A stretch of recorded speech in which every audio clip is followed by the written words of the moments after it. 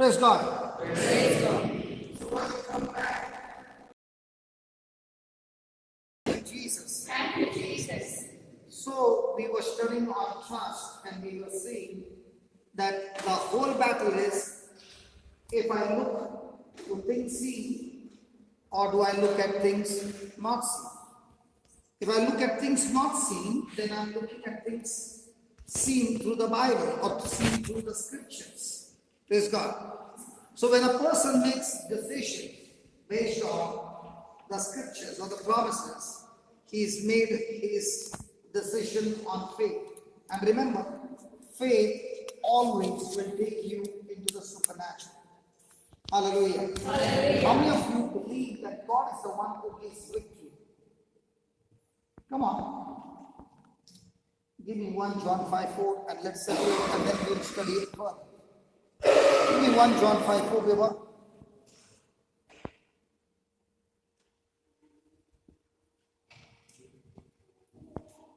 Let's start with verse number 3. For this is the love of God. For this is the Love of God. So anybody who wants to explain the love of God, this is the love of God, that we keep His commandments, and His commandments are not grievous.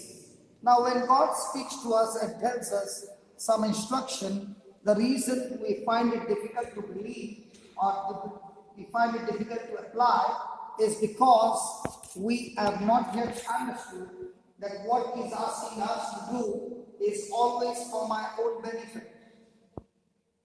But because we have been living in this world with a carnal thinking and understanding, we tend to say no to God and yes to our carnal thinking. Hello? Yes. Did Jesus say that there were two men who came to hear the word of God? Yes. Did they both hear the word of God? Yes. But did they build their house differently? Yes. It was in the same locality, but one built on the rock, one built on the sand. Did they face the same trial? Yes. Everything was same on the outside? Yes. But was the result the same? No. No.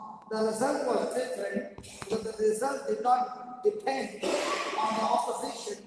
The result depended on the response to the opposition. So the one who built on the rock was the one who heard the word and responded to that word with his corresponding action by doing what the word of God says.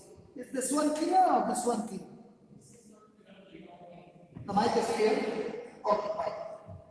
But when I did not pick up the mic, nobody said. Hallelujah. Hallelujah. Thank you, Jesus. But my brother Henry is saying you use the mic because he's saying your audio will be good in the beginning, but as the time goes by, it will have a drop. So to save your voice for the next day, you better use the mic.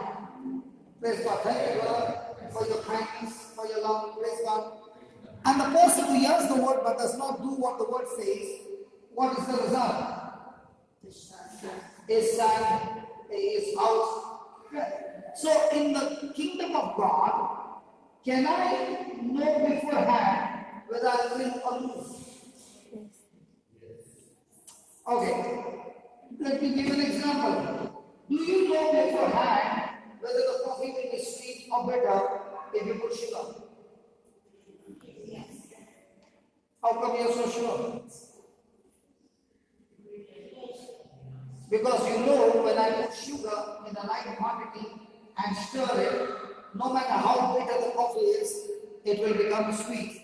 In the same way, the day you and I come to understand that no matter how bitter my life is, but if I apply the word of God that God is talking about and respond to the trial with the word of God, my bitter life will turn better. But if I don't apply the word of God, then my bitter life will become more bitter. But how will you know before the life can become better? The key word, the litmus test is that when a person is applying the word of God in a bitter situation, before the victory can come, the person has two things. He has joy, he has peace. And last night we learned that Jesus embraced the cross. He received the cross. He endured the cross with joy.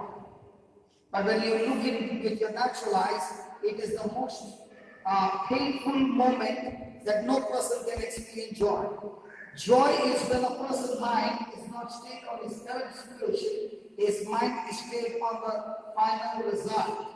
And Jesus' sacrifice on the cross, the final result was that he would bring salvation to the whole human race. Hallelujah. Hallelujah. So that's why it says, a person who understands that by keeping my word, he will have that life in abundance, that keeping the word will no longer be grievous or painful, because he knows and he knows that applying the word of God and his commandment of love, you will always be victorious. How do you know you will be victorious? Because God is love. And where there is love, there is God. Satan is hate. Where there is hate, there is Satan. Where there is unforgiveness, there is Satan. And if you and I get connected to Satan, the result is destruction. Have you ever heard anybody say, my life got messed up the day this man came into my life?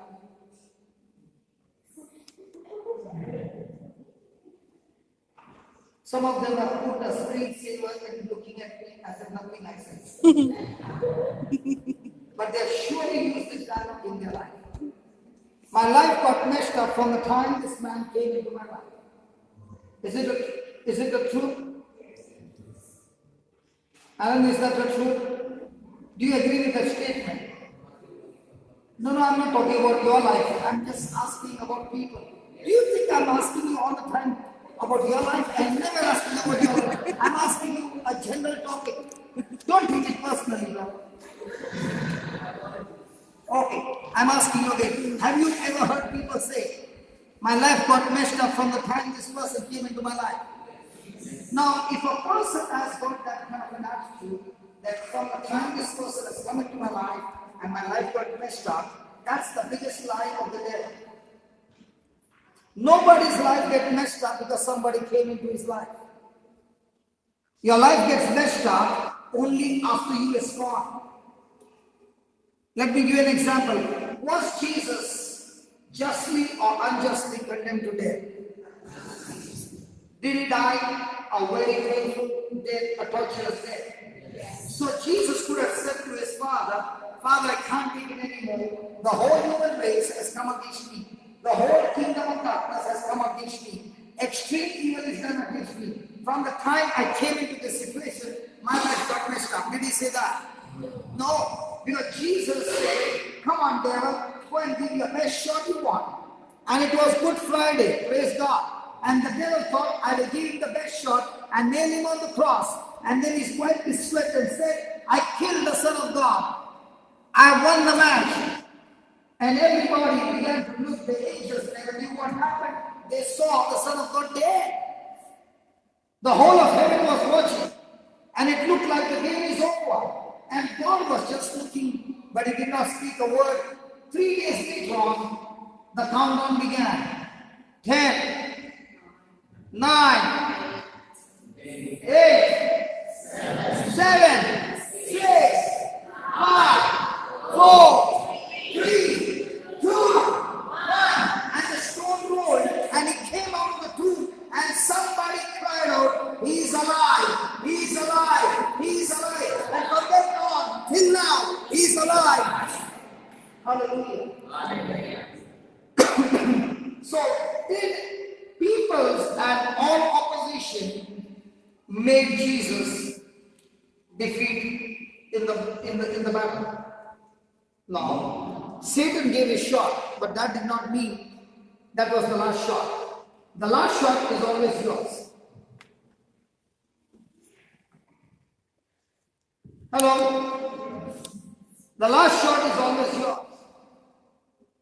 And when Jesus was given the best shot from the devil, it was Good Friday. And Jesus would have smiled and said, go ahead, devil. Hey, Easter Sunday is coming. Might be some of you are going through a Good Friday. And the devil is saying, listen, on a Good Friday, Jesus got nailed on the cross. You are also going to get nailed on the cross. Praise God. And when you get nailed on the cross, your end is over. And you want to tell the devil, Hey, listen, devil, you gave your best shot, but the battle is not yet over. As long as I'm breathing oxygen, the Lord is fighting the battle for me. And the battle that I fight is by keeping His commandment. And His commandment is only one commandment, love. And as long as we keep the commandment of love, you are unstoppable, you are undefeated. Because Satan gets confused wherever there is love. Because where there is love, the anointing of the Holy Spirit is there, God Himself is there, because God is love, and Satan has no defense against love. And that's what happened on the cross. When Jesus opened His mouth and said, Father, forgive them, Satan lost the match there. Do you know, Satan thought, I tried everything, but this time I'm going to win.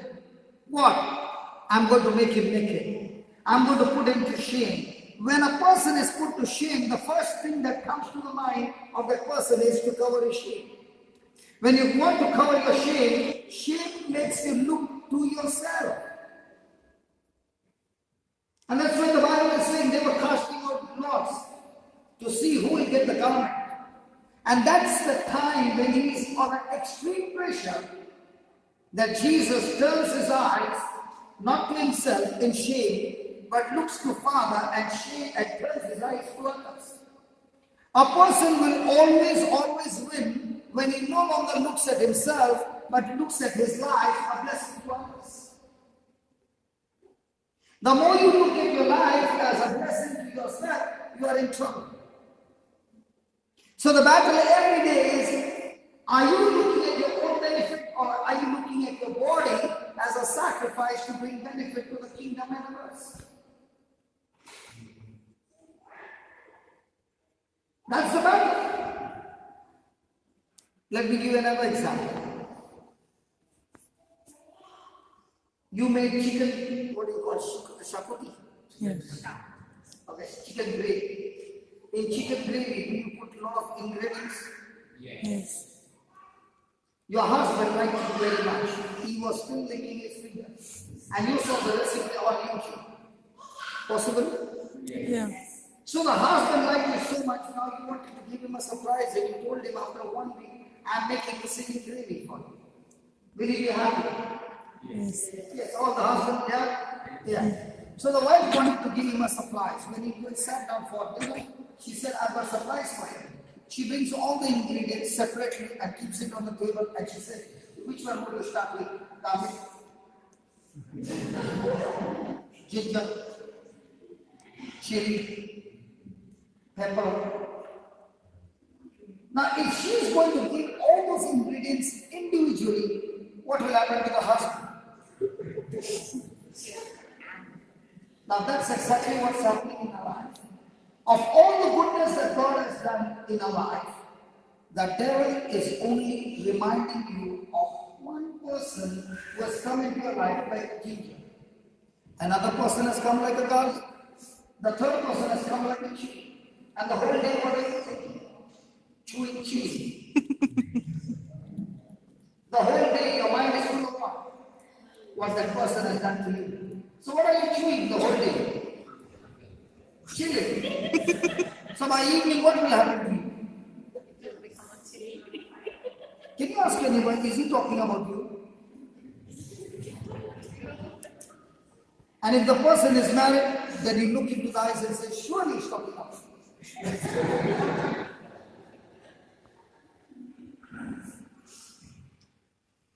Do we do that? Of all the good things that God has done, your mind is full of what?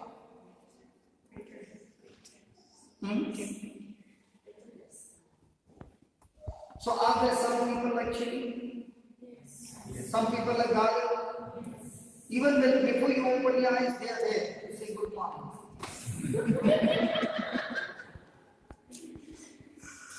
Now what is God saying? What they are doing is their job. Can you take that and use it for the chutney? No, Yes. don't put chili in the chutney. Yes.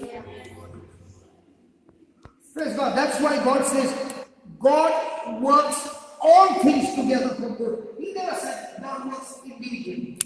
All things together. Together for good. But are you taking all things together or individually? That's why the lapa. This happened in the center. That's when I understood the scripture better. What had happened is that we had a group retreat and there were about 200 plus people. And the retreat is for 10 days. And somebody called up and said, brother, during the evening time, don't give snacks. I'm sending some snacks for the people. I said, okay. So I told the person in the kitchen, don't cook anything for the snacks. The snacks are going to come and everything will be fine. Praise God. And that day was a fasting. So we had already started fasting from morning till evening and it's snacks time. And the snacks that came was a small cake piece. Now, if I give them a small cake when they are going to break the fast, it will become an appetizer. Are you understand what I'm saying? So when he said snacks will come, I thought some samosa, some vada pav, all that will come. But what came was a piece of cake. So I ran to the kitchen and I said, we got 30 minutes. In 30 minutes, what can you cook? He said, I got plenty of chilies. The big ones, but they are not spicy. So I can do the pakoras quickly. I got onions. So the boys got into the ceiling, one person cutting chili, one person cutting onions, and all this. And the chief cook is now, he's not going to be a spoon. And now came the time for salt. He put his hand like this, and he put it in. And I said, what did he do? He said, everything will be okay. Okay, don't worry, everything will be okay. So when I saw him putting the salt, I'm not a cook, okay? I don't know how to cook. But I saw that. He did this and he put like this. So when the first batch came out, and I was still continuing with my fasting, so I said, I want to go and serve because I want to see. You know, when you look at the face, you come to know the face. Are you understanding? And if I'm serving, they will not. At least the pakoras will get over. When I went to serve, the first lot got over, the second lot got over, third lot got over. And then I went and asked him, how come you put so much of salt? He said, no, my hand was like this, but inside was little. Okay? And that salt was good enough for that quantity. That salt that I put was for that large quantity. But if you take that same amount of salt for a small quantity, you can't eat. Are you agree? And that's the time the Lord said, if you were to take the salt in a small quantity, it was out of proportion. But when you took it for the whole lot, it all worked together and the pakoras were very tasty. And they became more tasty because everybody was fasting. Hallelujah.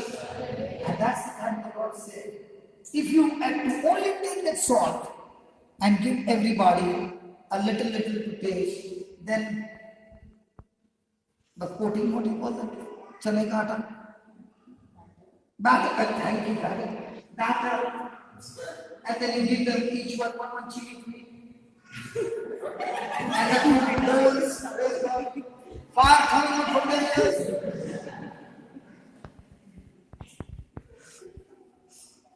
Are you understanding? Yes. So this statement that my life got messed up because of this person is absolutely wrong. In other words, Lord, I thank you for this person who came into my life, that this person is challenging me, giving me an opportunity to practice love, because all these years I've been a champion in human love, but now because of this person in my life, you are helping me to practice agape love. That's why when Joseph met his brothers, just look at Genesis 50:20, please never forget this scripture. Never ever forget this scripture. Get it engraved. If you want to do tattoo in your heart, not on your body, this is the best tattoo in your heart. What does it say? 50, 30, 50. What did I say? 50, 30. 50.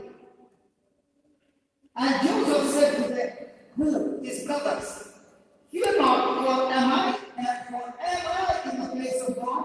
But as for you, what? You thought? Hello, you thought?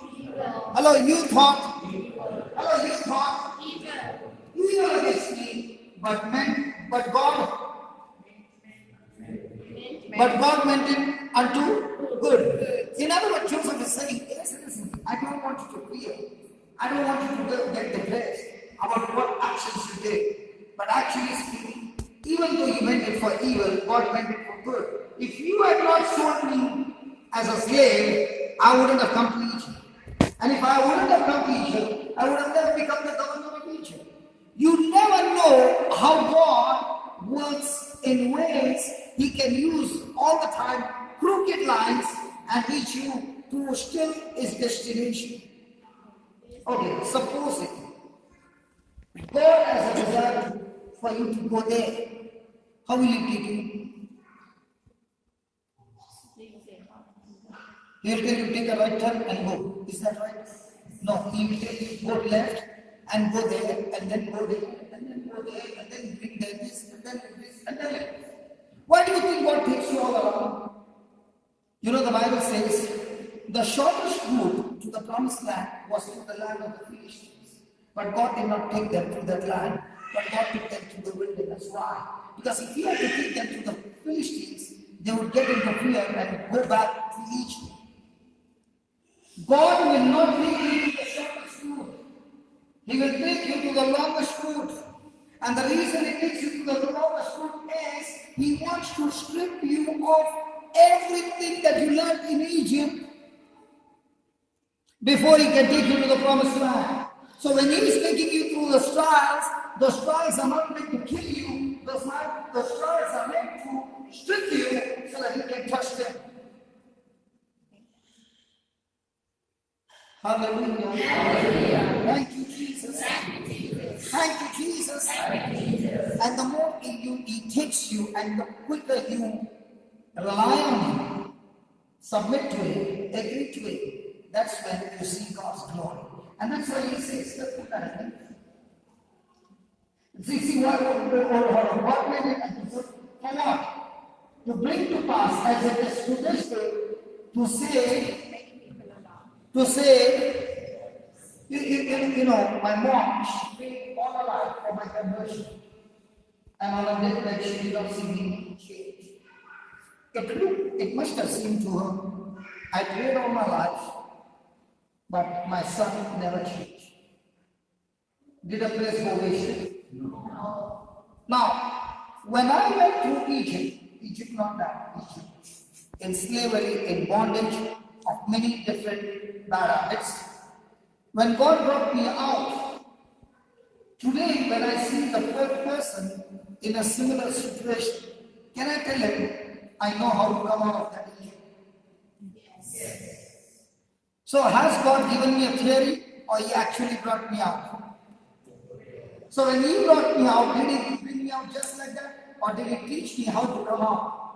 He taught me how to come out. That means He not only saved me, but by saving me, He has put me in the same ministry, which was my weakness, and He has called me in the same ministry to set others free of their captivity or their bad lives. Are you understand? Yes. So how do you know what's your ministry? The very pit you are in right now, the Lord will not only bring you out of that, teaching you the truth and the strategies, so that when you come out, your testimony will attract people to come to you, learn the same thing, and come out of their mess. Hallelujah. Hallelujah. That's why when you come out of any kind of mess, you will find people who come into your life and they want to talk to you and they want to ask your advice or counseling, will most of the time be the very pit you are in. None of you need to be happy. Hello? Am I giving you a good news or a bad news? Good news. So not a smile. Praise God. Alan, don't do that. Hallelujah. So let's go to 1 John 5:4 again. Come on.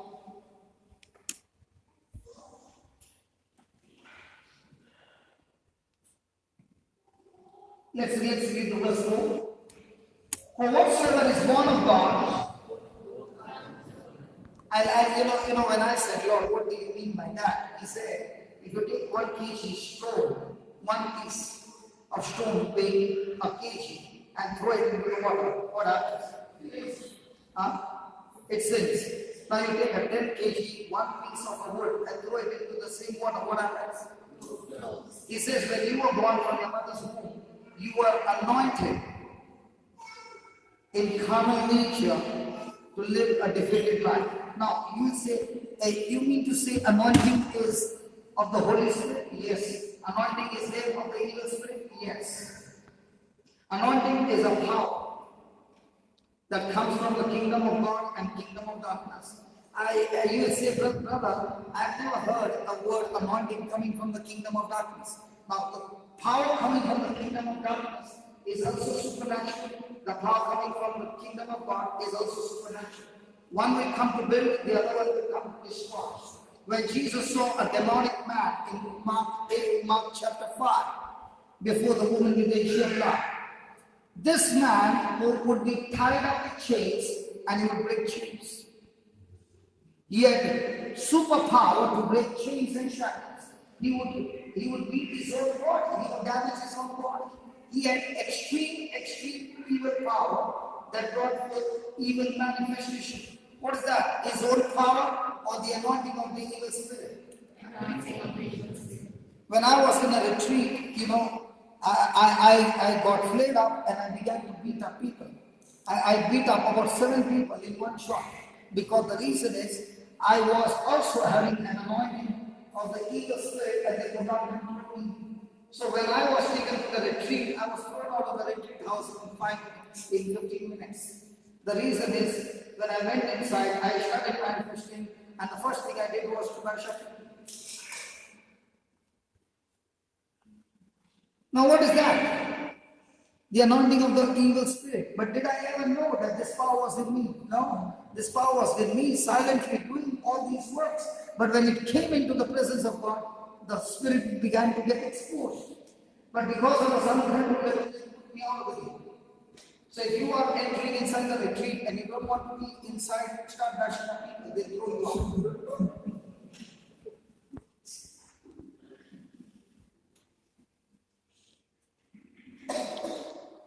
So can you see the testimonies where I was and how things changed?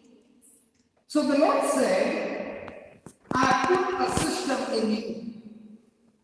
And this system that I put in you, I've already installed in you, because you are no longer born from your mother's womb, you are born from the heavenly Father's womb. You are born again. And that's what Jesus said to Nicodemus, unless you are born again, you cannot enter the kingdom of God. Why is it that you cannot enter the kingdom of God? Because unless I'm born again, I cannot understand spiritual things. For me to understand spiritual things, the first thing is that the gospel has to be preached, and I have to respond to the gospel by believing in Jesus Christ as my Lord, God, and Savior. And when I believe that, the Holy Spirit comes, and first of all, He works in my spirit and gives me the very nature of God and puts in me the fullness of God. God Himself comes and dwells in my spirit. But the problem is, when God comes and dwells in my spirit has no connection with the soul, with the body. Sorry, not with the soul, with the body. My 5 senses are in my mind, but my 5 senses are not connected to my spirit. The only way that I can connect is by using the word called faith, the power called faith. The only way I can operate in God's kingdom is by relying totally and completely on scriptures. And every time you rely on scriptures, the evidence is not seen.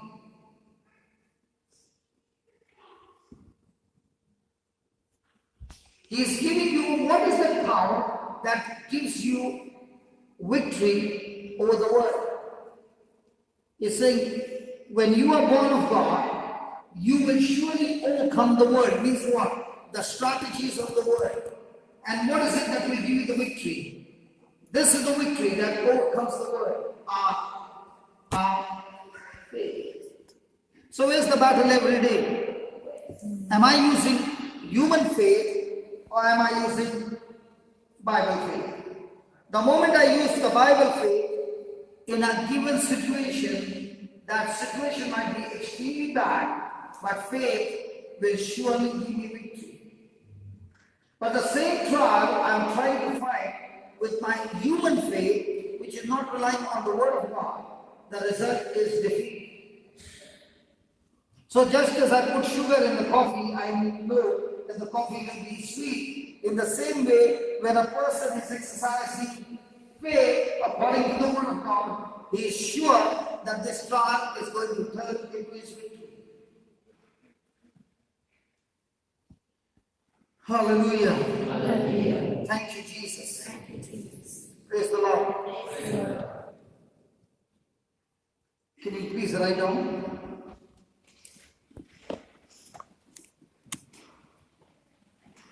John 5:4 speaks about 1 John chapter 5 verse 4 and 5. Just put the fifth verse forward.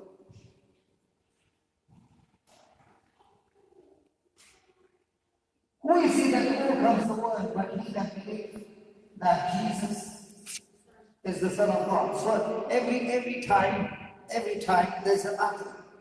Satan wants us to get us in sin. The Holy Spirit, Jesus said, when the Holy Spirit comes, He will convict you of sin. Hallelujah.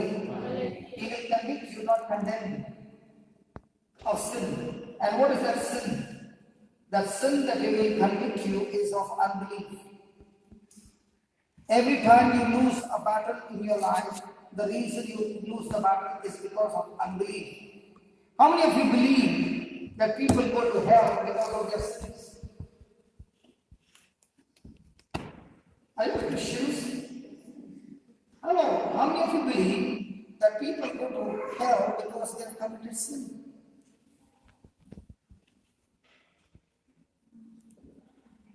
So people don't go to hell because they have committed sin?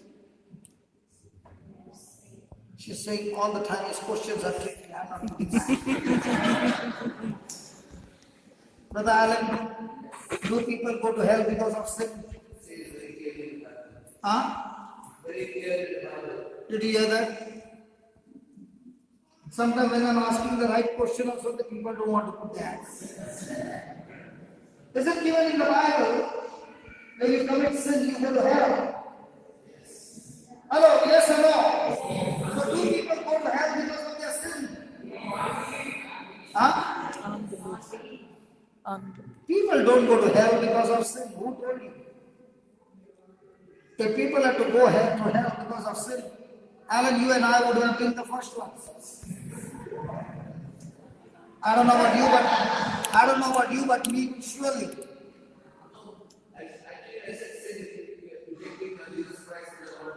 So, let's say you came as a preacher and I'm still living in sin. And you preached the gospel to me. And then after preaching you said, brother, what do you think? What do you want to do? Do you want to commit your life to Jesus? He is willing to forgive you. He is willing to change your life. And I'll tell you, it's too fast, man. I'll let you know. Now when I told you I'll let you know, did I say yes? Did I say no? That's where you went wrong. I said no. There's nothing called as yes and no. Either it's yes or no. So the moment I said I've not yet made a decision means I've already made a decision to say no. Now let's say I told you I will let you know, and that night I died. Now can I go and tell God, Lord, I was still making a decision, yes or no? He will say, the moment you said, I'll let you know tomorrow, for now, you said it no. And why did I say no? Because you were Because of the spirit of unbelief. Listen, I'm being saved by grace through faith. That grace comes from God, and the first power to believe and say yes to God also comes from God. And therefore, there is absolutely zero boasting in Christian life that I did it. Because this is purely the gift of God. So when a person, the reason people go to hell is not because of sin. If it was because of sin, every day we make something or the other, we were all destined to go to hell. The reason people go to hell is not because of sin, but because of unbelief. The spirit of unbelief does not allow that person to accept Jesus as a Lord, God and Savior. Who is the biggest enemy in your life? Your own unbelief. Is God stopping the power of God? No. He loves you so much. He has put in us even the power to raise the dead. It is there in each one. But this power can only operate when a person agrees to the word. I want you to just imagine you are going to the washroom and there is a tap and you're standing before the tap and you're praying to God, God, I need 1 bucket of water. Can you just fill this bucket? He says, stop your praying and open the tap.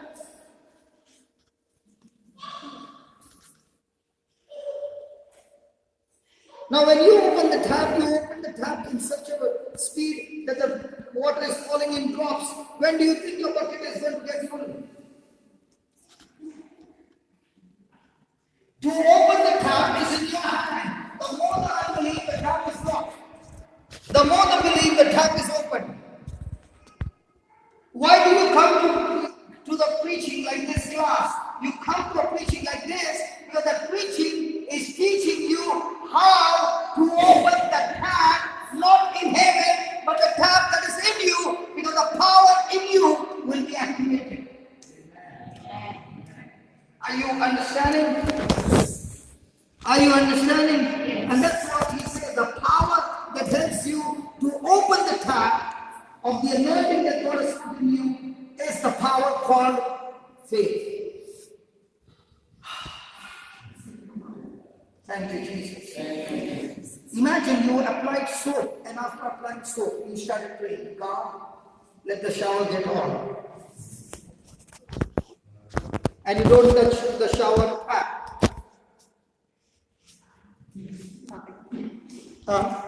I wonder what will happen to you. Try that. Don't laugh, try that. Hallelujah. So write down. Faith is moving forward. Faith is moving forward. Directed. Moving forward is a particular direction, a particular direction, and it is aggressive. And it is always aggressive. Hallelujah. It always reaches forward. It always reaches forward towards his goal.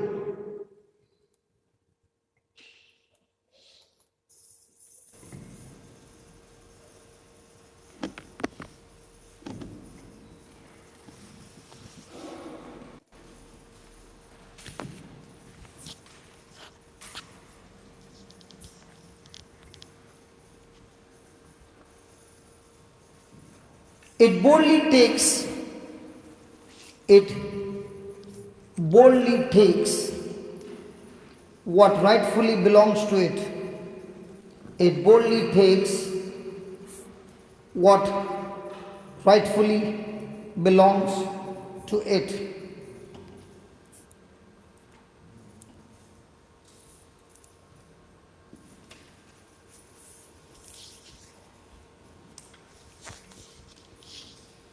Give me Hebrews chapter 10.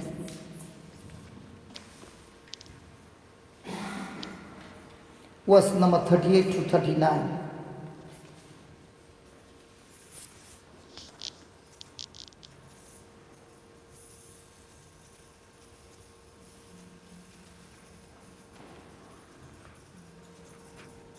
Can we read it?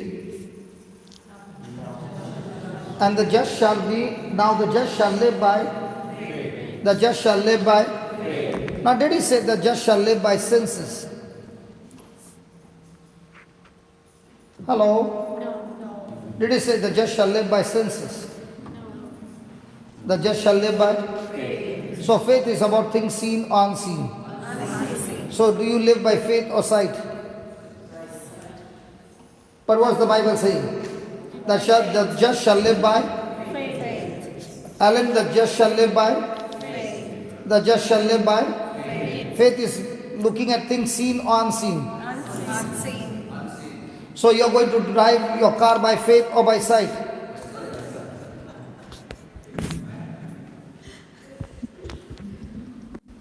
Alan, let's talk.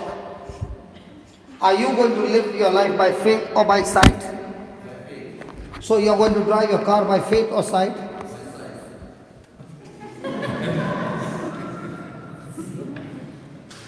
Again the question. Alan, are you going to live your Christian life by faith or sight?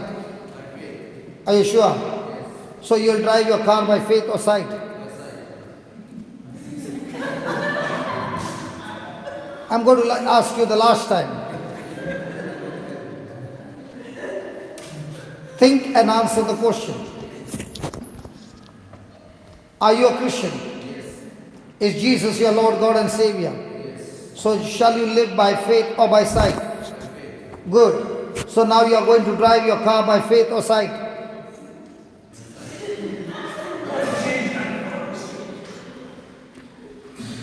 Now somebody will say, I will drive my car by faith. Okay, let's take an example. I am praying every day to God. God, heal my eyes. I prayed once and then I said, Lord, by the wounds of Jesus I am healed. Is that right? So Lord, I thank you for giving me my sight back. Praise God. And most of you wanted to go home and I said, I voluntarily give my car to you. You can sit in my car and I'll reach you home. And now when you sat inside, you saw I've taken off my spectacles. And you began to ask me, brother, you are not wearing your specs. And I said to you, today's night vigil, I made a deal with God. I am not going home the same. I am by faith believing that the Lord has healed me. Now do you want to sit in the car or jump out? I'm asking you, come on. It's a good question. Will you sit in the car or jump out? Because when I'm bringing it out of the parking lot, I've already bashed one fellow.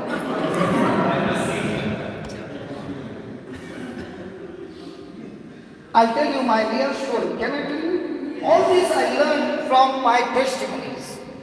My early days, I'd gone for a retreat, and after the retreat was over, the live-in retreat, the priest was laying hands on everybody, and the crowd was about 1,000 plus, okay? And there were 4 or 5 priests standing, and all the crowd, India, we always come in a queue, praise God. So everybody was pushing, and in that pushing, I come from Bombay, you see? So you don't need to push. So I said, Lord, there are 5 priests there and I don't know which one to choose. But you know which priest is going to lay hands on me. So I'm going to close my eyes. And the crowd is going to push me and I'm not going to open my eyes. And I will reach to the priest who is going to lay hands on me. So I closed my eyes and I kept moving. And as the people kept moving, I went on and on. And bang, I got a big bang on my head. I went and hit the speaker stand. And when this happened, I said, Lord, I made a prayer of faith. How come I got a chondu here? He said, I gave you eyes to see. Why did you close your eyes? But I said, Lord, but you said, the just shall live by faith. He said, there is no problem in living by sight. But there is a problem when the sight opposes to the word of God. Amen. I learned it by getting a chundu on my head. And then I opened my eyes and he said, now go to any priest and let him lay hands on you. Now please don't do that.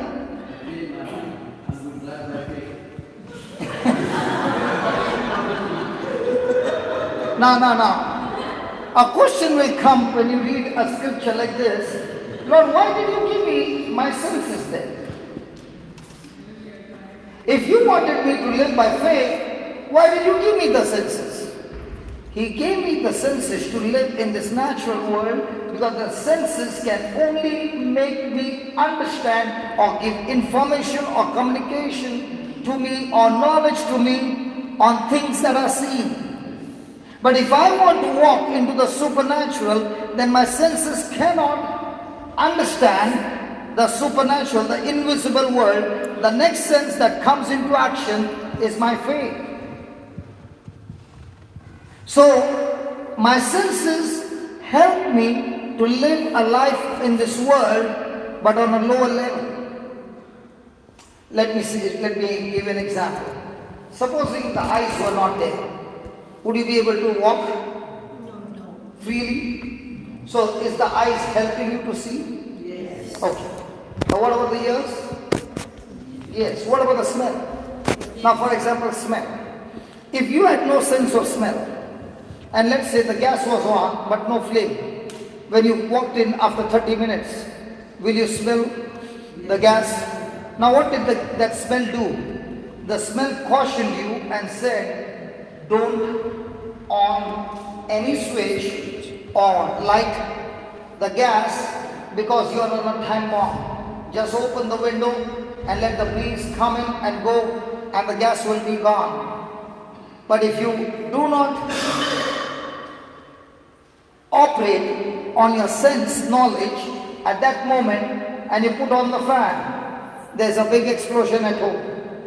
Are you for understanding? The feeling of touch. If you had no feeling of touch and you were in your friend's house and you are talking, and we always have a tendency of taking support when you're standing. If there is a platform there, we want to. Now when you put your hand there, you did not realize you had put your hand on the gas and the flame was on, and you did not have the sense of touch. So after some time you looked at your hand, ready to be served. It has already got cooked. Now what did the sense of touch do?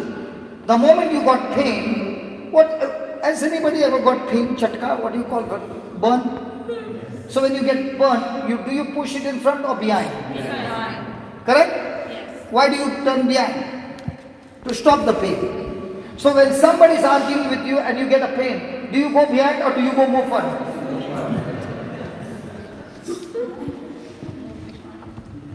Hello.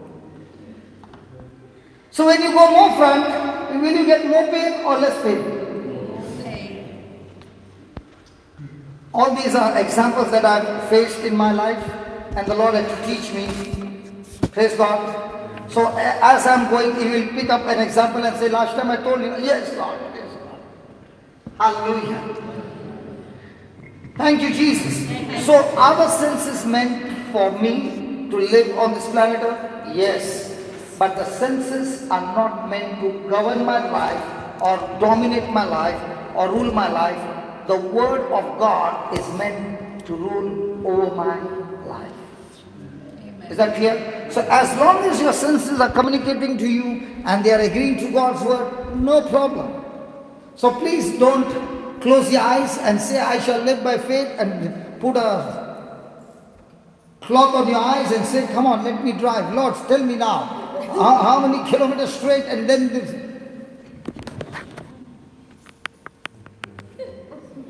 I did that and I got a chundu. And thank God I was not doing it with driving. So, Alan, will you drive the car by faith or sight?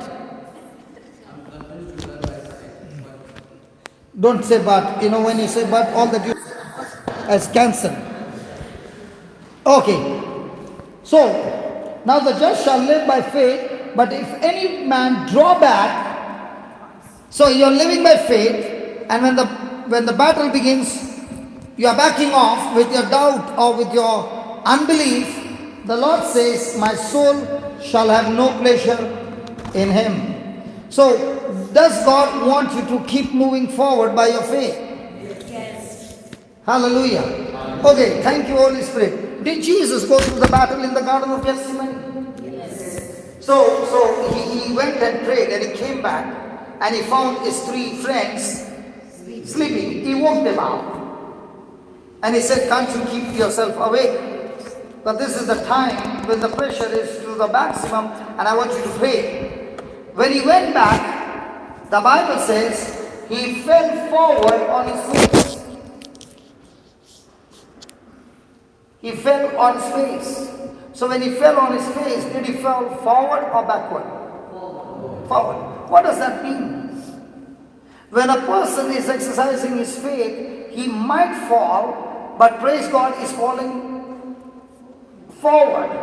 But when a person is not exercising his faith and is in worry, he's surely going to fall, but he's going to fall backward. Now let's take, for example, Jesus is in the Garden of Gethsemane, he is fallen down, he gets up, he prays, he gets up, he prays, he's going through a tremendous pressure. But when a person is praying in faith and keeping on believing in faith, he is making some motion. And that motion is always forward. Might be the motion will be very slow motion, but thank God there is some motion. But when a person is in worry, the motion is never forward, it's always backward, and that backward motion is a motion of defeat. So when a person begins, he starts with the motion. Now, when you look at Jesus in the Garden of Gethsemane, the 3 times he prayed and he came back, the 3rd time he made a concrete decision. That Father, if that's what you want, that's exactly what I will do. After that, do you find Jesus battling? No. He has made a firm decision and he stuck to that decision. I am not going to change my decision. Do you see him wavering even once? No. Did he keep moving forward? As the trials came, did he keep moving forward? Was he only focused on fulfilling the Father's will? To be submissive to the Father's will, to agree to the Father's will. Now, as he began to do that, did he reach the finishing line? In the same way, my friend, the battles that we go through, the devil wants you to move backward. When a person is in worry, when a person is stressed out, he is no longer moving forward, he is moving backward. And in the Bible says when you wear the armor of God, every armor that is mentioned over there is only in the front. The moment you touch your back, when you turn your back, you are dead. So in the spiritual life, there is no chance for us to turn our back. The moment you turn your back, that's worry and anxiety and stress, you will always end up being wounded. So there is no chance to turn back. There's only one chance.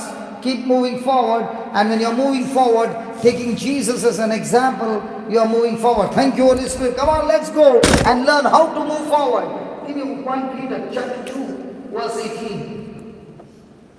Is it interesting? Yes. Now let's see how to move forward.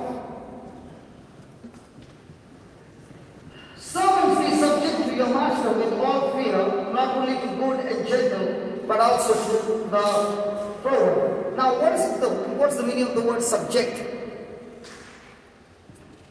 Subject, or be submit, or be submissive, or submission. Have you heard the word submarine? So what's the meaning of the word submarine? Under. So what is submission? Under somebody's mission. Are you following? So I have my own desire. That's my mission. But when I look at Jesus saying His word, He has got His mission. So when I say I submit to God, it means I put my desires aside and I take His desire and make my own. Now I am in submission. I'm no longer doing what I want. I'm doing what He wants. And yet the Lord says, be submissive to not only those who are good, but also those who are harsh with you. We are all working in the office, right? Yes. Hello? And you got a colleague who is very good to you, and he comes to ask you for help. Will you help him? Yes. Yes. But a person whom you hate, and that person has put you a lot of time in trouble, and he comes to ask you for help, what do you say? I'm too busy. Come tomorrow. So, are we in relationship different with people? Yes. Is it based on the person's performance? Yes. But is Jesus the same with us? Does He respond to all of us the same? Yes. So is He responding based on performance, or is He responding based on His love? Based on His love. So is He teaching us the same? Yes. Praise God. Then we are learning how to move forward. How to move forward. Look at the next slide. For this is thanksworthy, baby. For this is thanksworthy if a man, for conscience towards God, endures grief, suffering. Some Bible says it is a credit to you. How many of you want credits in your account?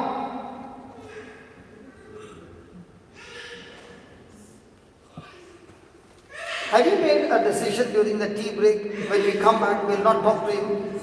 Because you all were all discussing there and I was busy doing my work here.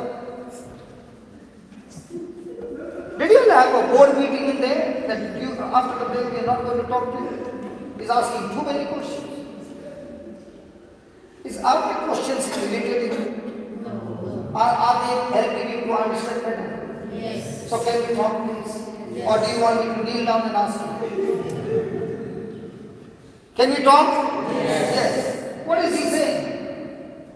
If you change that word from thanksgiving, thanksworthy, to credit, because we understand pounds better. So let's take the word credit. RSV Bible says it is a credit to you. So how many of you want credit in your account? So is the Bible saying when you suffer wrongfully, there's a credit in your account? Yes. Come on, yes or no? Yes. Lift your hand, those who say yes. Yes. I'm waiting for Alan's hand. Thank God he lifted his hand. Alan, the answer is no.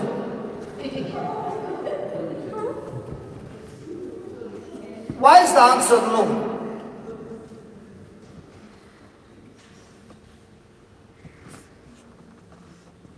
Don't look at me, look at the scripture and ask the Lord.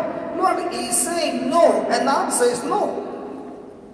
Because if there would be a credit in your account when you suffer wrongfully, then all those who have been unjustly treated in office, they would have a big credit account.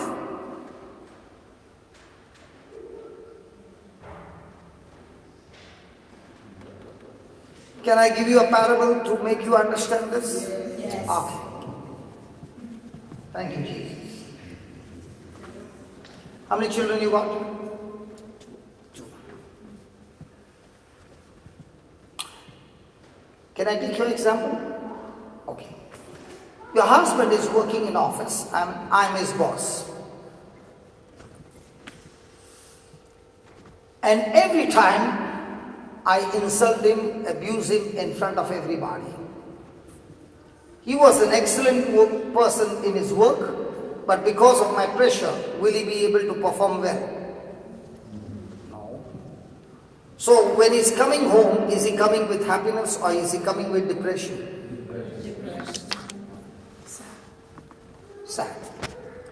Now, can there be a time when he comes to you and tells you, I've decided to quit my job? Possible? Yes.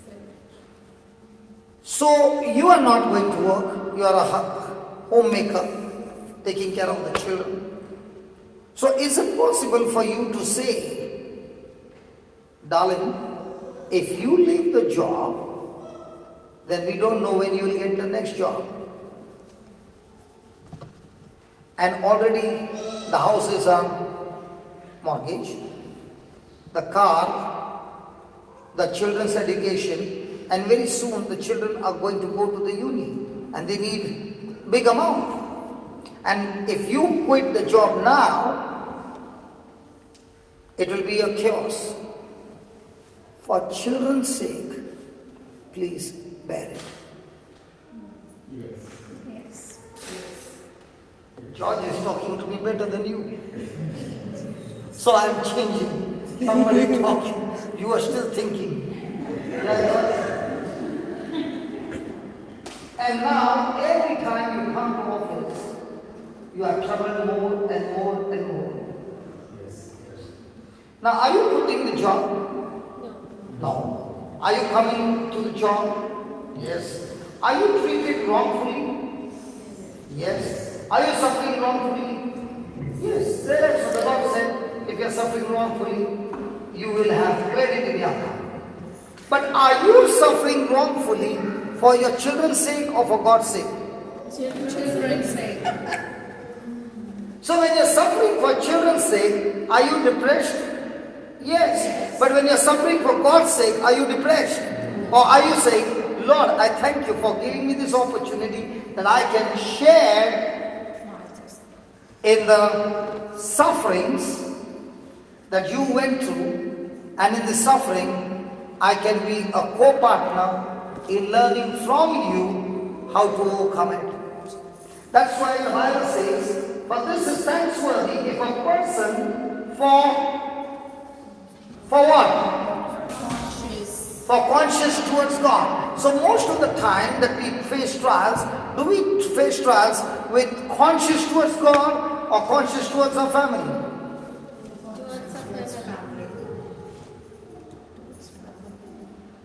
And because it's all about family, what is my response? You are coming to work, but when you look at me, inside you're giving so many kali. Come on, don't tell lies. Huh? Now you learn, no? Previously, see?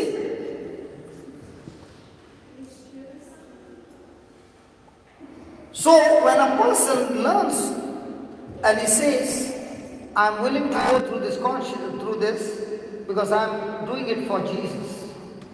So now, will his responsibility be Kali or prayer? So has this situation turned him to become better or bitter? Better. And when he has turned better by passing the test, is he now qualified to the next level of promotion in God's kingdom? Yes. So how many times when we went through unjust suffering, we were God conscious?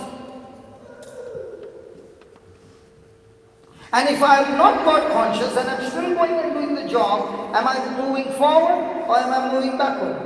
Backward.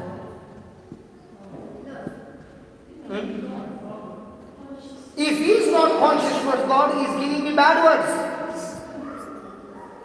Ask him. Ask him. In your workplace before you met the Lord, wasn't you giving bad words? Not bad. No, that time. Not now. It's not recorded. Say. Because it's a natural human tendency. And that's why Jesus is an example that he went through terrible time, but he was doing it for whom? For God's consciousness. Hallelujah. Hallelujah. Hallelujah. You know some translation. Can I get an amplified version? Anybody having amplified? Okay, I'll read it. Is it interesting? Yes. So is it about your action or is it about your attitude? Nobody wants to talk. Can we talk? Yes. Hello, talk.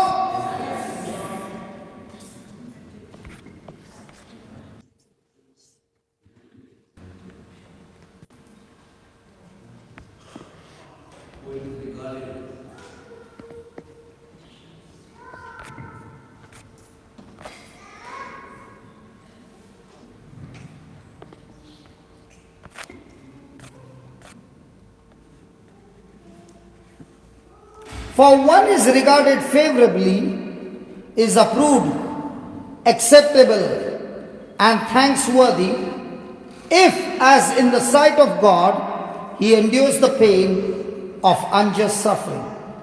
So if he endures the pain of unjust suffering, being conscious towards God, he is in God's favor. Say that, favor. Favor. Let me explain to you something about favor. Did Joseph go through unjust suffering? Yes. Was he all the time conscious towards God? Yes. Was he in the prison now? Yes. Was he in the prison because he had done something wrong, or was he falsely accused? Now when he was in the prison, was he angry and bitter with the Egyptian master? No. Was he bitter with his wife? No. Was he bitter with the jailer? No. He was serving everybody with joy. Now, did he help the prisoners to interpret the dream? Yes. Yes. Did it happen according to his interpretation? Yes. Did he tell one of them, remember me when you go to the king? Yes. Did that man remember him? Did 2 years go by? Yes. What do you think must be happening in Joseph's mind those 2 years when he's in the prison? Does it show any chance of coming out of that prison? So is he serving other prisoners? Was that his job? No, that was not his job. But was he cheerfully looking after other prisoners? Yes. Was he doing it out of his love? Yes. So was he doing it for himself or was he doing it for God? For God. Now did God's favor move? Yes. What was God's favor? The king had a problem. He got a dream and nobody could interpret the dream. So there was a problem in the palace and the solution to that problem was in the prison. In the same way, when favor is on you, there's a problem somewhere and you are the answer to that problem and favor will get you connected.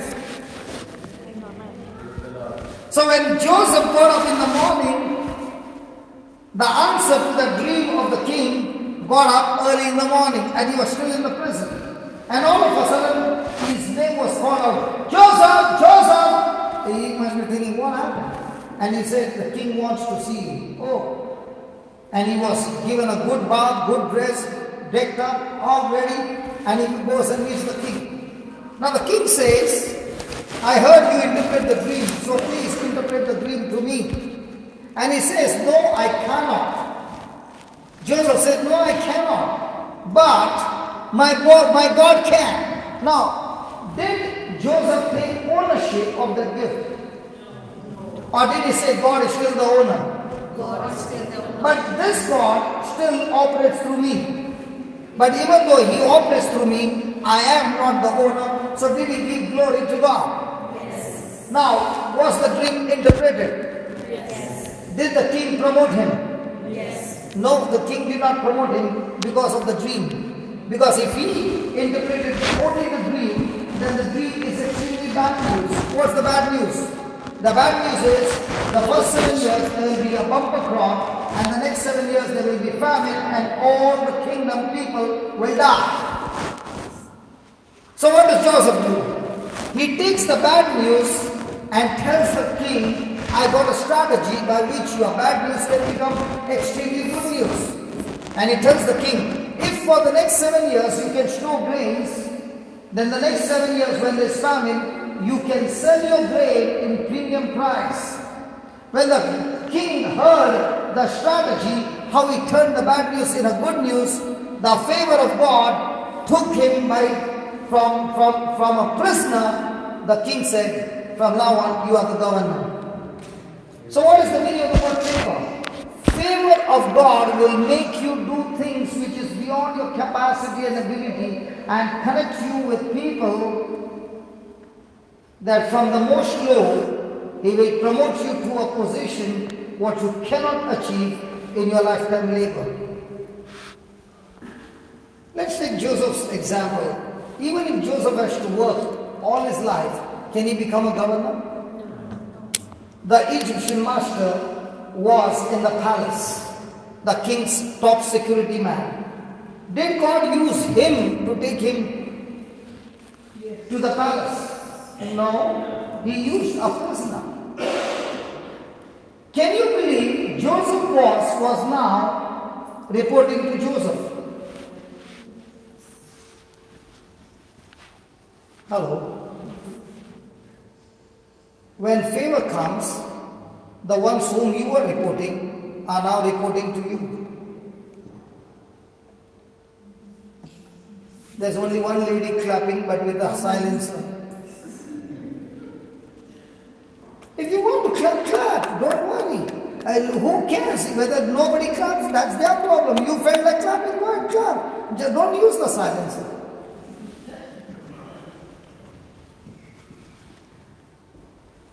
When does favor get into action? When you are going through any unjust suffering and for God consciousness, you are taking it with joy, favor gets activated on your life. And remember, favor can do things what your lifetime labor cannot do.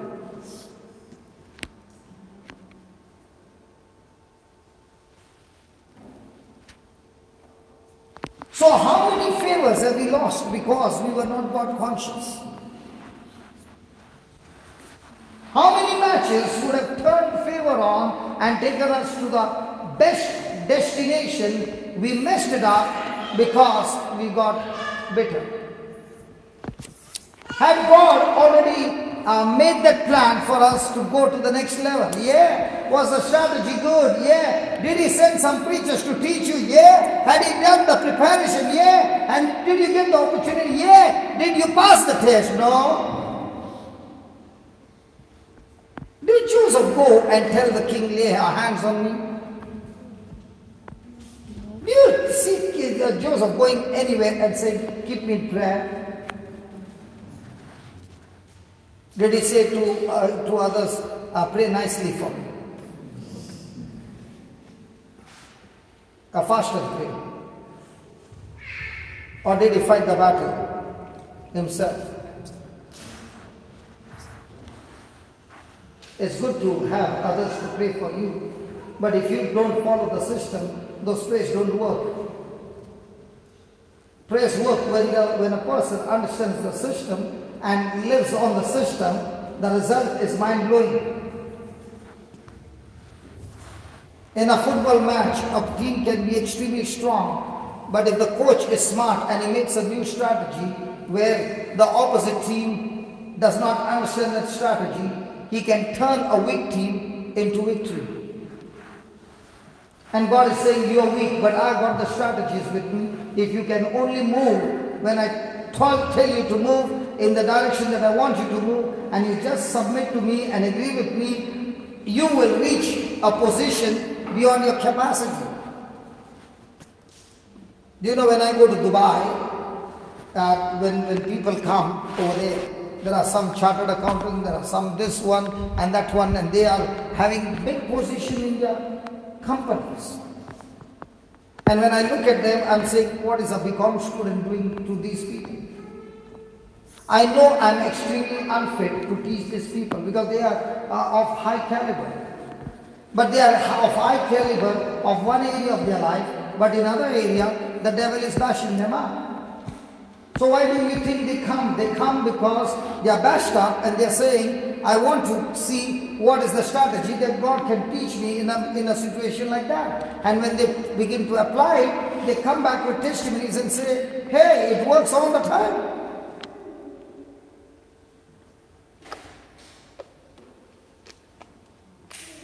Do you know how you get, okay, how many of you are working? Oh, others are all unemployed, huh? Are you working? Yes. Okay, I am the person who is going to take your interview. Why should I give you this job? Because your smile is good. Because of your skill. And what else? Qualification. What else? Experience. What else? Character. What else? All your answers are wrong. Do you know why they give you a job? Because they got a problem. If they have no problem, they don't give you a job. And you are saying, I am willing to give my service to solve your problem. The day their problems are over, they are saying, we don't need you anymore. And you are thinking they are giving you a job because you are qualified. They are giving you a job because first of all they got a problem, and you are saying, I am willing to solve your problem. And in exchange you are saying, what's the price? So they give you a job and they are expecting you to solve their problem. But when you don't solve their problem, what do they say? Please leave, we don't want to see you anymore. Right? Come on. So how many of us go to work hourly basis, and how many of us go to work based on problem solving?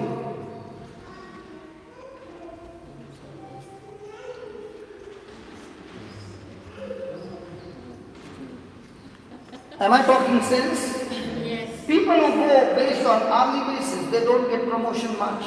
Their life is still the same. But people who go with an intention that the company has put me there and they want me to solve their problem, within this hour, how many more problems can I solve? Even though I'm asked to solve 4, and if I'm able to solve 8, the management recognizes this, that this man is solving more than what we need. Now he is an asset to the company. If I come here and you gave me a chance, and when you gave me a chance for 4 hours, and I spoke for 4 hours, and that 4 hours have not solved your problem, the next time when I come and I tell you, can I come? You'll say, no, I'm busy. But if your problems got solved, you'll say, when are you coming again? That's why the strategy is to make you understand how to use this in a practical way, and people who use it in a practical way, they will come back and say, hey brother, the last time you came, I applied what you told me, and I've got good news to tell you, my problems have got solved. People will remember you for 2 things. Tell me what? 1 for the problems you create, 2 for the problems you solve. Which one are you?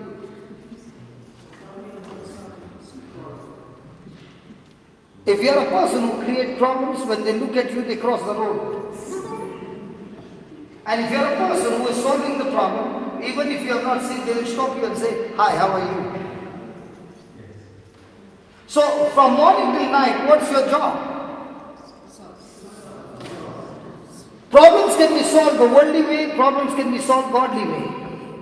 If you are a person who is using scriptures and teaching people the truth and solving people's problem, I tell you, when you are in problem, God has already put so many to solve your problem. Every day you must question yourself and ask the question, how many people's problem am I solving every day? And if I'm not solving, I'm wasting my time, because God has given everybody the same time. And none of us can store time. Time cannot be frozen, it has to be spent. Somebody can spend sleeping, somebody can spend tonight in a night vision.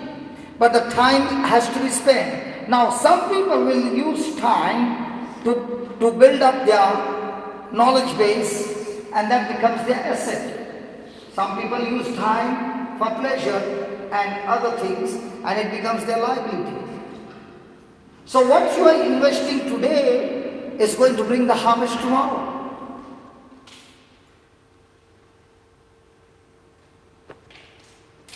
Are you understanding? Yes. So your promotion doesn't come just like that. It's a strategy. Joseph used strategy. And the strategy was being God conscious. Look at the next line. For what glory is it if when you be buffeted for your faults, you take it patiently? But if when you do well and you suffer for it, you take it patiently, this is acceptable for God. When you did something wrong and somebody punishes you, you don't open your mouth. You say, yes, I've done it, I'm sorry. But when you have not done anything wrong and now you are being punished and you are being treated unjustly, will you keep your mouth shut? And the Bible says, if at that moment you take it patiently, you are in God's plan.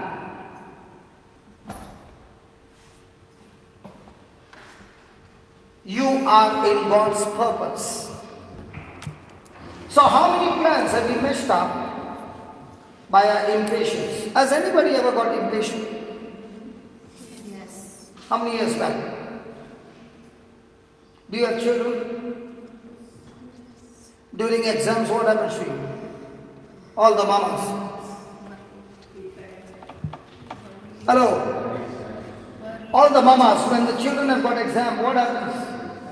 Stress. During that season, the papas behave the best. Because at that period, if the papas don't behave, the mama is already like a lioness. Already stressed. And at that time, the papa understands it's the wrong season, let me not open my mouth. Has any papa made a mess during that season? He is now understanding, brother, you are talking wisdom. Now I understand. Praise God. This is wisdom. Hallelujah. Thank you, Jesus. Thank you, Jesus. So, he's saying when you are being punished for doing right, and when, as the punishment is going on, and you take it patiently, means what? What is patience? Oh, I should have asked that first. What is patience? Not the one in the hospital, okay? What is patience? Sorry? Are you from India or from UK? That's why you don't know the Indians. The Indians can tolerate and put a screensaver and keep on smiling. But you will never know how much curses have already left. You won't understand. You forget it. Those who have ears, they heard it. Those who have eyes, they saw it. Is that answer, patience is only tolerance? So what is patience? To remain calm under pressure. How long? To remain calm is right. When you start, it's calm. As the heat starts, no matter what, to stay consistent, constantly, with the same attitude, irrespective of the change in the situation, change in people's comment. Come on. Because they are all instigating you to be like a cooker. Has anybody used cooker? Pressure cooker? When the steam becomes full, what happens? And what comes out?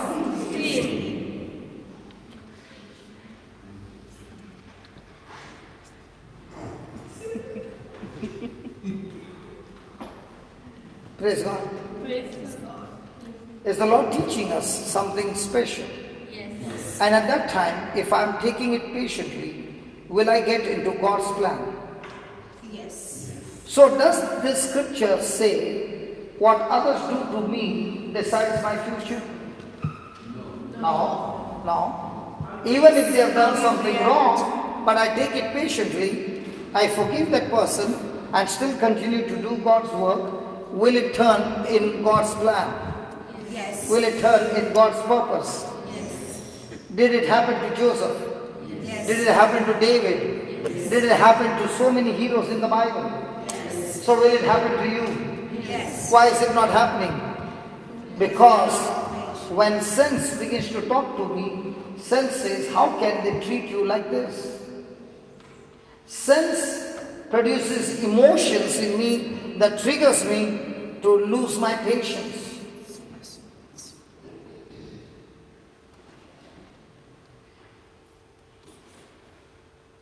So the next time you are going to lose your patience, what are you going to say? Lord, if I lose my patience, I'm getting out of your plan. So I better stick to your plan. How many of you believe God's plan is better than our plan? And what's the key factor to remain in God's plan? Patience. So does faith and patience go together? Yes. Always. Does joy and peace go together? Yes. Always. Before you get impatience, the devil will first strike on your joy, on what you know. Because when you understand what you know, you get joy. And the result that you stay on that path brings peace. So once he gets that, what you know from the scripture, into doubt, the joy is gone. When the joy is gone, the peace is gone. Now your faith has turned from faith to fear. Now what you are patient has become impatient, and now comes out of my mouth extreme poison.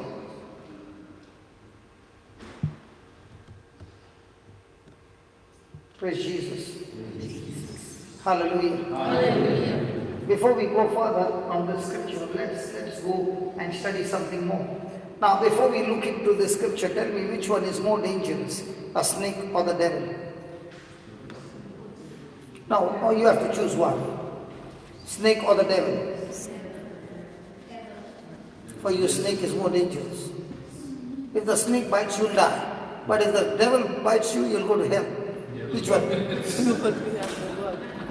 The word of God says. Is Satan dangerous or the devil, or snake? Snake. Okay. So now let's read the scripture and find out which one is dangerous for us. Okay. James chapter 3, 13.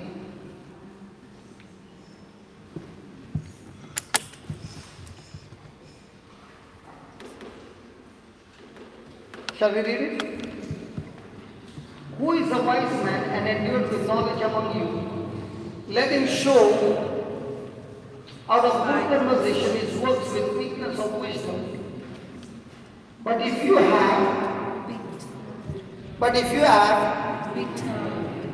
have bitter envy and strife in your heart, glory not and lie not against the truth.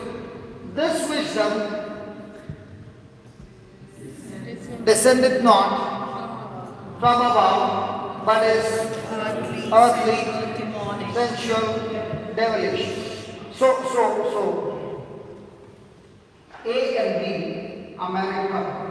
George. A and B are married couple. Can there be possibility in their relationship sometimes to get bitter? Yes. Okay. So they get bitter. And the problem was that A is the husband, B is the wife. The husband forgot to wish the wife for a birthday, which is very rare, but this one wasn't.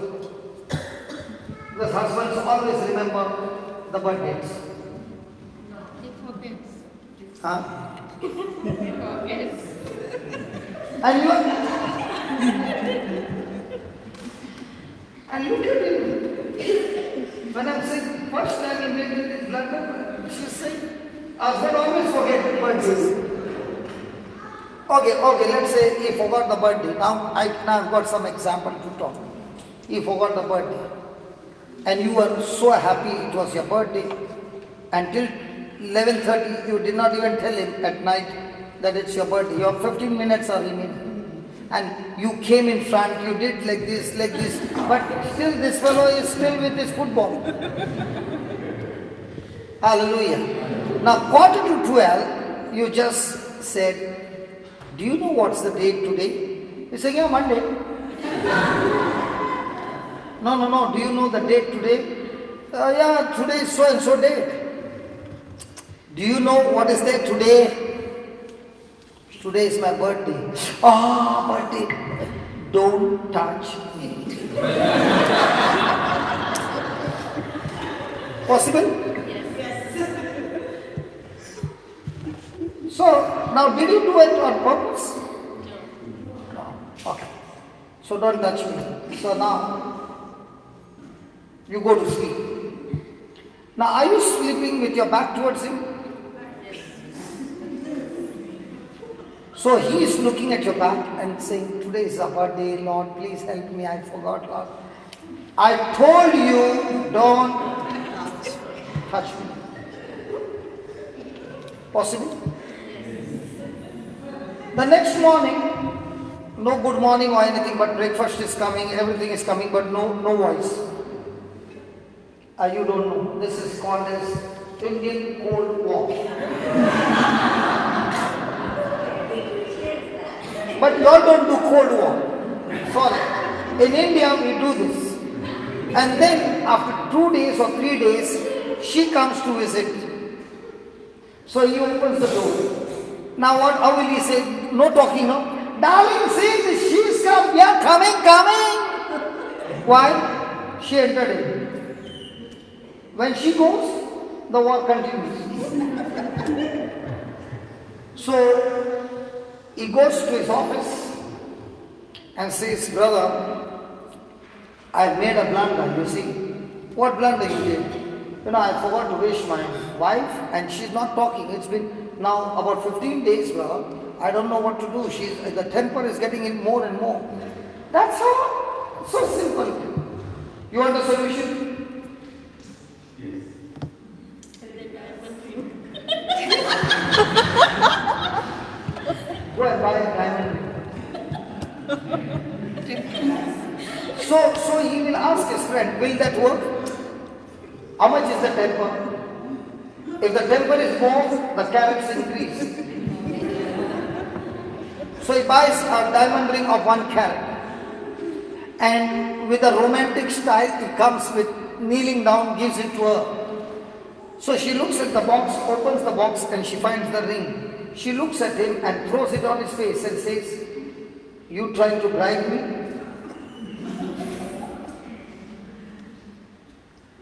Because all women will do that. Even though diamonds are their friend, but not this time. Don't try that. It won't work. You don't even try flowers. She's saying he doesn't need to bring diamond. Till today he's not even got flowers. Today before you go anywhere, if you don't get flowers, cut it on the road somewhere.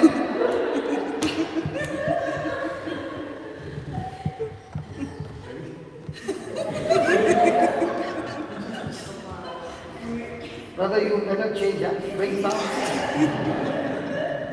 Now. 15 days, she turned her back. She did not talk. So she changed this thing from diamond to flowers. So he brought flowers. Now, are you happy? Yes. So now they are together. Now my question to you is, 15 days, did she sleep on the same bed where he was sleeping? Yes. But was her back towards him? Yes. So whom was she sleeping? Question number 1. Was she sleeping with the husband or was she sleeping with the devil? So you mean to say her husband is a devil?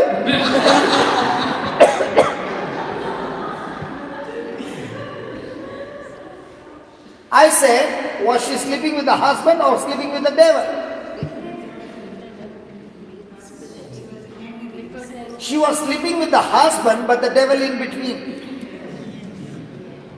How do you know she was sleeping with the devil in between? Because the Bible says, when she is in bitterness, in anger, the thoughts that are running in her mind, can you give me that half bottle? Is it? Here, brother. Thanks.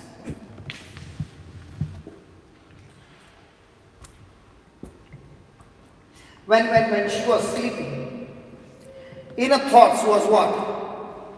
What he had done to her. At that time, who is speaking to her?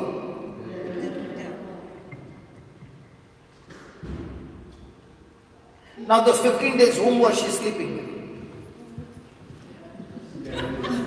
So if you sleep the whole night with him and he's kissing you all over, using your mind, when you get up in those 15 days, has he brought sickness and disease in your life? So being angry, being in strife or being bitter, is it any advantage to you? No. It will only bring torture and kill you. And that's why, now, an example. If there is a snake in that bedroom and he's not there, would you like to sleep in that room? But you can sleep with the devil?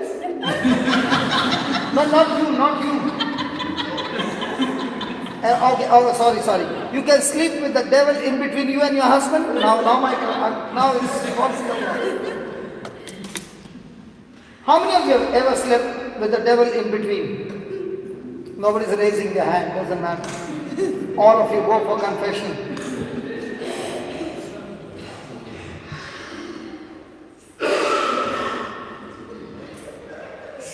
Are you sharing your experiences? Isn't it so foolish we have been?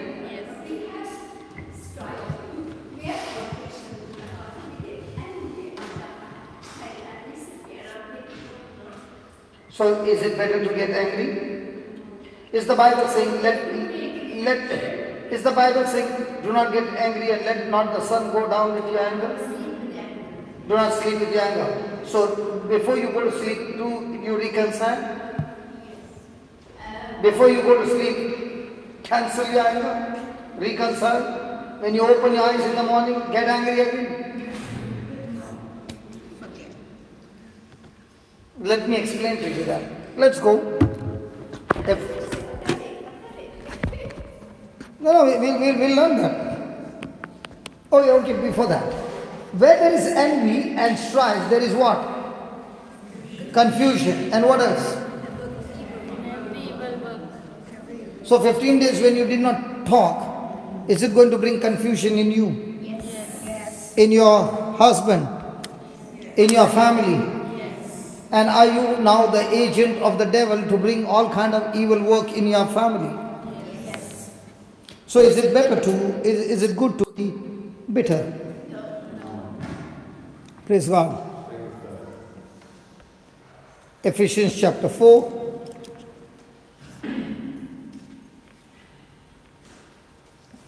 Verse 26.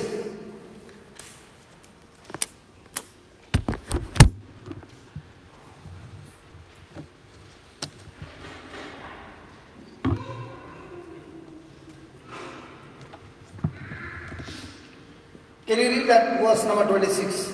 And please, when you're reading, please don't forget the comma, because the comma has got a lot of truth hidden in it.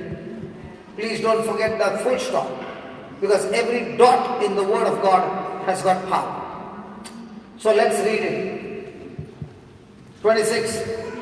Be angry. Be you. Hello, be you. Angry. Comma. So is the Lord saying you got to be angry? Who said yes? I heard Monica's voice. Yeah, Monica, can you explain to me? Is the Lord saying be you angry? So why is he saying be you angry? Go ahead and sin not. So what does that mean? Both husband and wife are saying be you angry.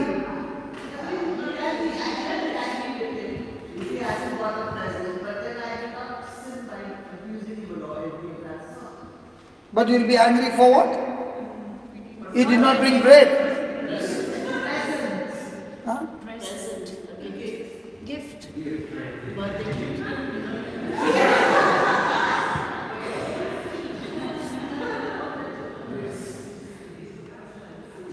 Leave him. Now when he said, be you angry, anger is a gift from God. Anger, please let me finish now. And I'll prove to you. Can I prove to you? That's why I said, look at the comma. Okay. When God says, be you Angry. He's saying, be you so angry, but in that anger, do not sin. So there is an anger that leads to sin, and there's an anger that does not lead you to sin. So he's saying, now let's say a husband is an alcoholic. So the Lord says to the wife, be you angry, but do not sin. In other words, he's saying, get so angry with the spirit of alcohol that you don't sin against your husband. But the wife, instead of being angry with the spirit of alcohol, she's angry with the husband and ends up with a fight. Are you getting it? Yes. I'll give you an example so that you understand. And then he says, let not the sun go down upon your wrath or upon your anger. In other words, even when the sun goes down, don't allow that anger to die.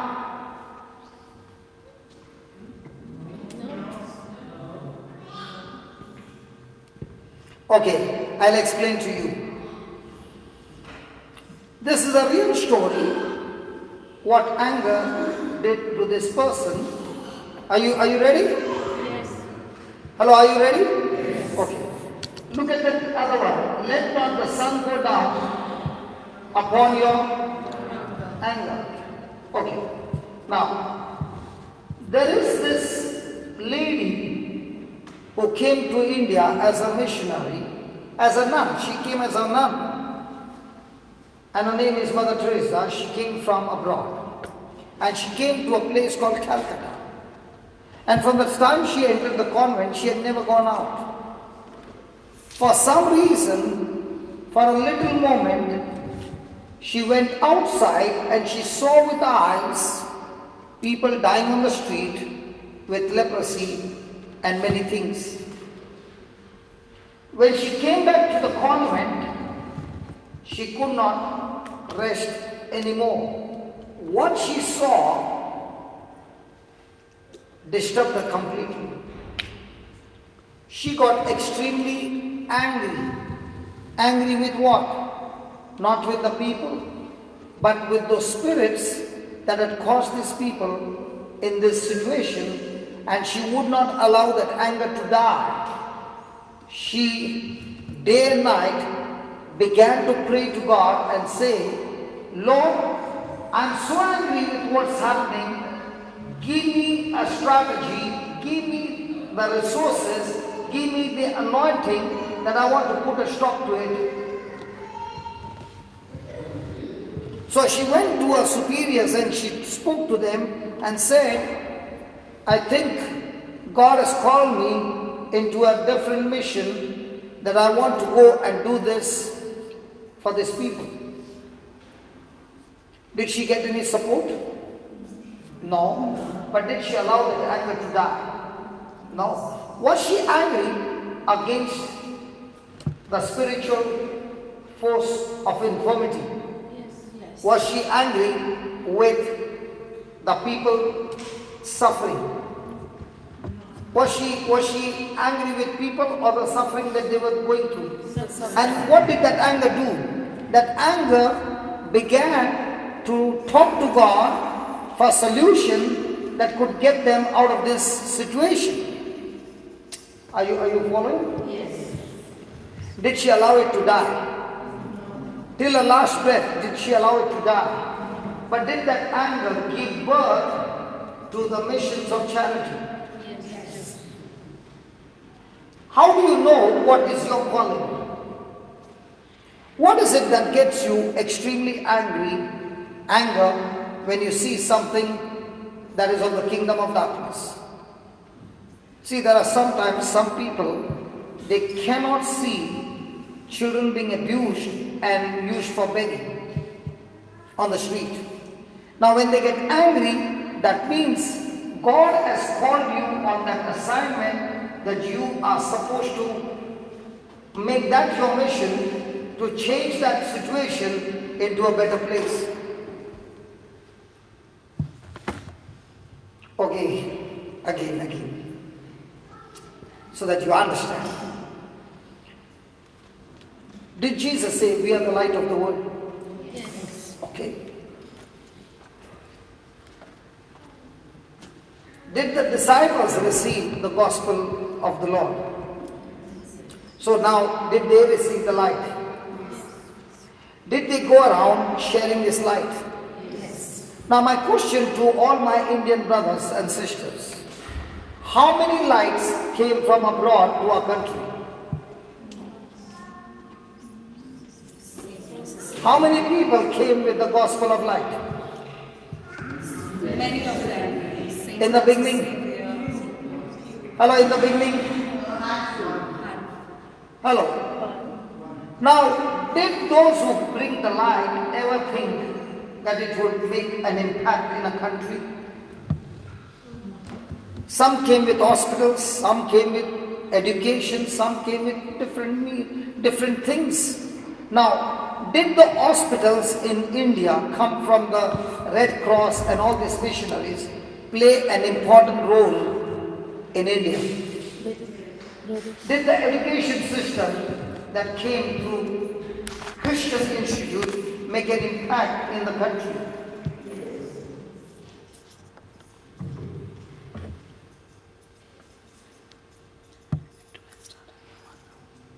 No. Hallelujah.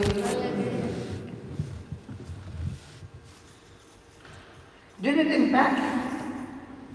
Hello? Yes. If today we are speaking English, it's because of the missionaries who came. Come on. Yes. They were just handful. But did they make an impact in this world, especially in our country? Yes. So what about we all, one day I asked somebody, in Goa, how many priests do you think have come from Goa? 1 lakh, 2 lakhs, 1 million? How many do you think? Priests. Come on, yeah. No. In the last 200 years.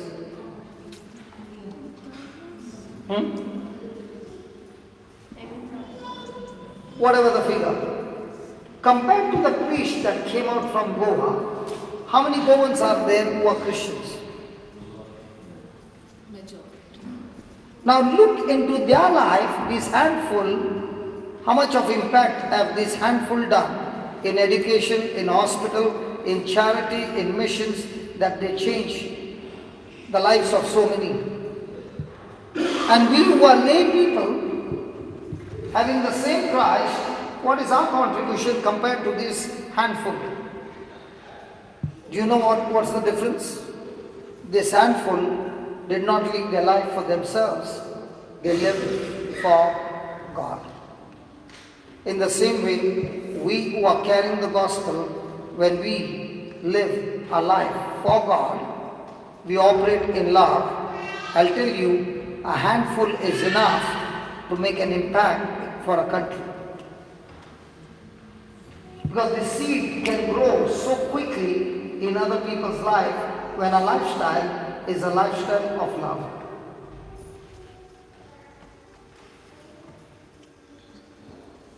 And that's what the Lord is saying. When we get angry with the system, with the spiritual force, and not with the people. And when we get angry, we do not allow that anger to die till our last breath, because when anger dies, your passion dies. Now she got that passion. Before she left, did she make soldiers? Mother Teresa.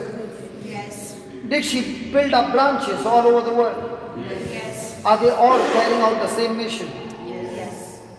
So one person got the light. Did she spread that light and prepare, make disciples and teach them the same thing? Yes.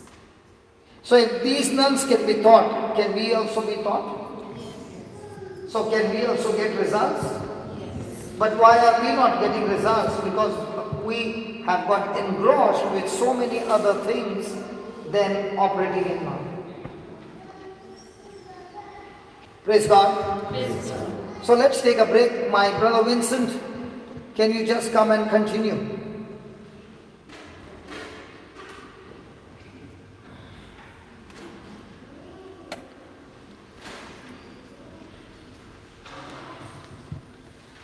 Do you want a 5 minutes break? Yes. Yeah, I know that. Take a 5 minutes break and 10 minutes break and we come back quick before my brother gets ready.